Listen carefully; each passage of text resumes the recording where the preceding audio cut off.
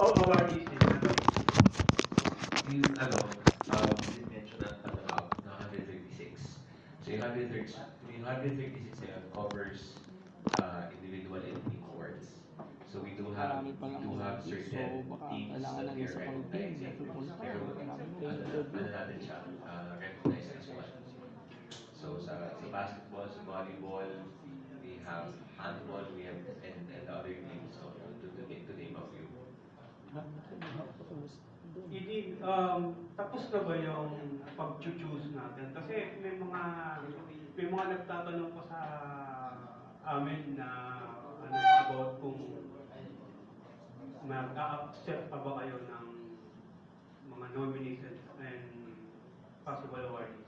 Yung as far as let's say the organization of the awards is concerned, no, they did set a cutoff with regards to the acceptance of nominees.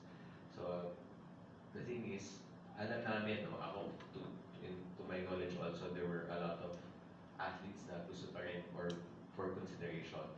But due to the timelines that for the awards, no, the panel had to take a cutoff. So basically, 136 po yung ma-recognize. But it doesn't mean that, let's say, the other athletes or coaches or executives cannot be considered for future editions of the Women's Sports Awards. So yun po yung yun po yung masasabi natin sa question nyo. Hindi yung sa team. Yung buong team ang i-awardan nyo or merong isang individual lang?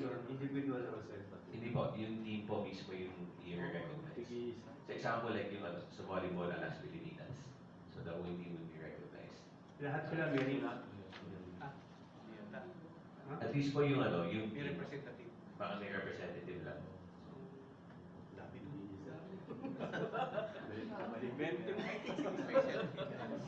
That's a team. What I know is the team captain has been invited and to represent the whole team. And then they will be awarded with a plaque. Tama? Plaque po. Hindi ring. Hindi po ata. Wala po. Abono.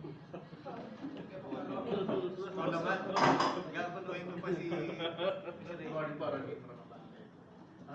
Papalo ko lang kay Edie or kay Miss Rachel, no?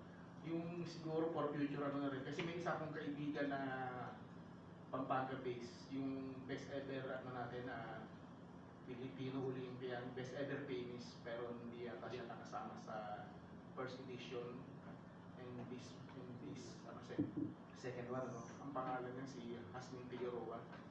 Siya yung Archery. Actually, one time by accident nagkita na kami sa airport sa tapos nasabi nga niya sa akin yung Women's Sports Awards. Nag-ano lang naman siya ng Dubai, pero sabi ko try ko sa PSC. Siya yung tumalo kay during her stay sa 2004 Athens. He upstaged last 5 months naman yan.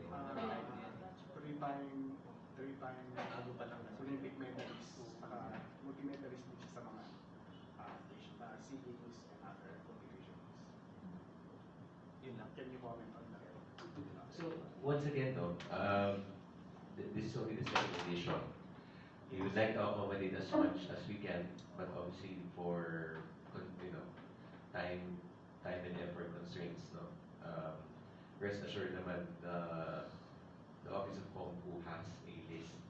So, they are doing the research, they are doing the homework, and obviously there is a certain criteria that's being followed for awardees to be recognized.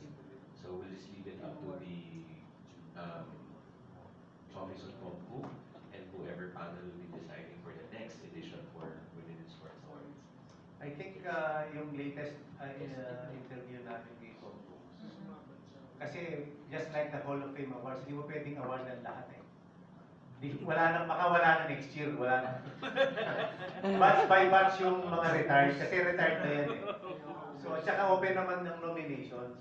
Kaya lang, siyempre, kung bago ka lang nag-retire daw, hindi naman agad, iuunahin mo na yung life just like Mona. Last year, hindi naman yan agad nabigyan. So, especially yung mga retired kasi yan na yung numbers niyan. Eh, no? So, hindi pwede yata sabay-sabay daw na bigyan mo lahat ng awards for now. So, yun yung clarification natin yan. Tsaka open nominations naman daw.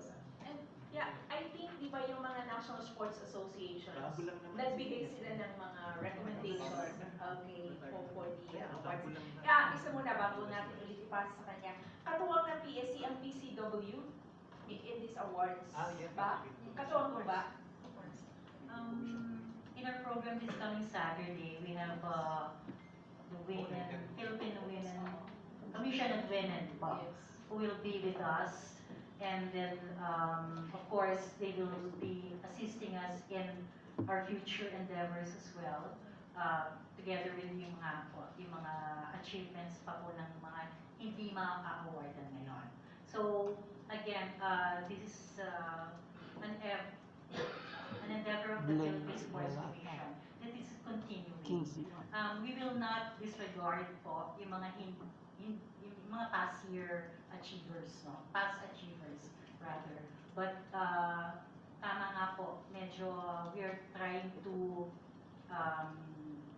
schedule the award. Just like the Hall of Fame po, nag-aan po kami ng timeline. Let's say, the last 10 years, kung sino po yung nag-achieve doon, yun ang nagka-concentrate po kami doon. But, again, it's not a closed criteria. It's not a closed event na hindi na po natin mapapalitan yung dati. Rest assured of that. Thank you. Ma'am, kumusta po yung excitement or acceptance ng mga women awardees na? Kasi, second year pa lang to, sabi nga nung iba nakausap namin, especially executives, after 20 years daw niya sa sports, ngayon lang daw siya naka-receive ng... Meron na-receive pa kayong mga ganong feedback sa kanila? Ano ba ang excitement level? I think I was speaking from experience and in getting feedback also kahit last year. Marami sa female athletes natin tuwang-tuwa. No? From the older ones that paved the way for the female athletes of today. A lot of them got vindicated with regards to yung pag-recognize sa kanila. Diba? One thing being a woman, and then secondly being a woman in sports. Diba? So yung lahat ng pagod, hirap, all the contributions as female athletes, as Filipino female athletes, no, were pretty much validated, vindicated, and celebrated last year. So for some of these who are first-timers, kahit pa paano may sense of excitement for Saturday, di ba? Once again, we're celebrating International Women's Month. There's no better way for, let's say, to honor our female athletes and for them to be considered in that air na i-celebrate natin yung tagumpay nila. Then, by all means, di ba? Whether individual or team sport, kinikilala ka, you're given the recognition that you are trailblazers as females in Philippine sports. I would just like to add, this is also actually promoting inclusivity. If you would notice in our list of awardees po, meron po kami 8 to 10 po na from the people with disability or athletes with disability. Again, hindi po natin maisasantabi or lalagay sa lower level sila, but they are achievers in themselves. I mean, even without achieving a medal, achiever na po sila by just competing in the field of sports. So we Can you are name the yes. athletes with the Of course, disabilities? yeah, we have for para archery, we have Agustina Bantilo. And then for para athletics, we have Sandy Asusano. Sandy Asusano. Candy, no? Sandy. Sandy.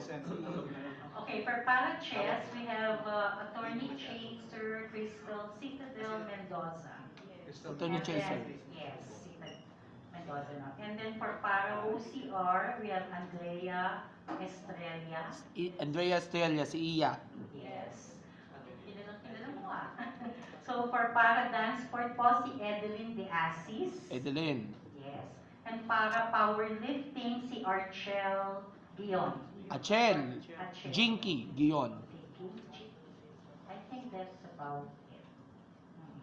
6? 1, 2, 3, 4, 5, 6. Angel. Ah, si Angel Autumn. Angel Otom. Yes, of course. Yes?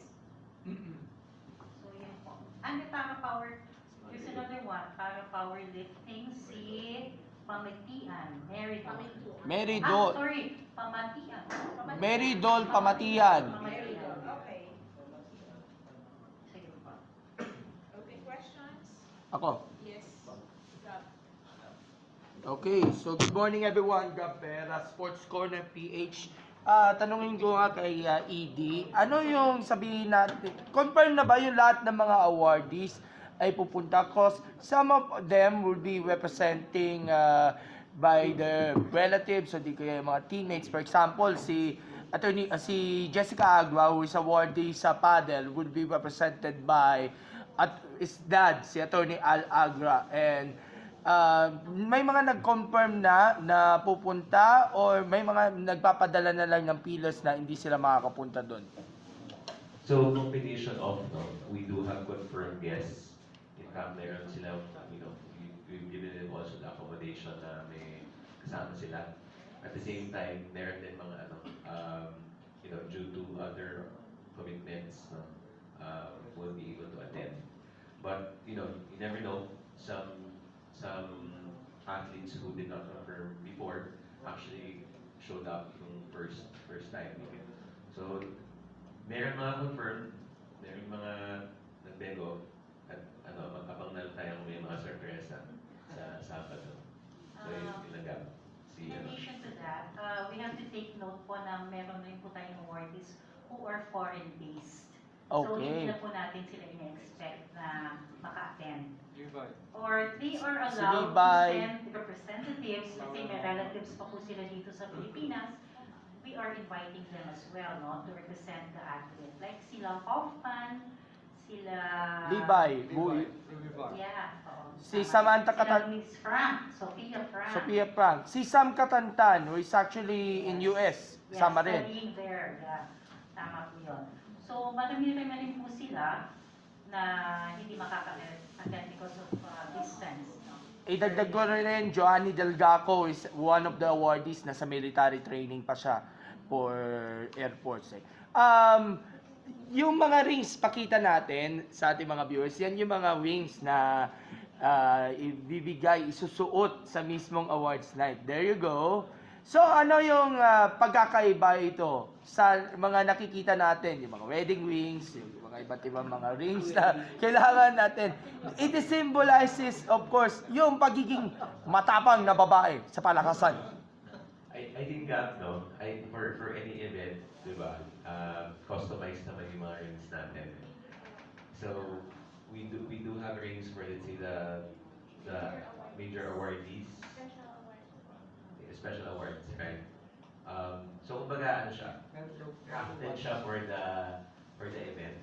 Wala naman tayong kakasal, wala naman tayong special wedding request.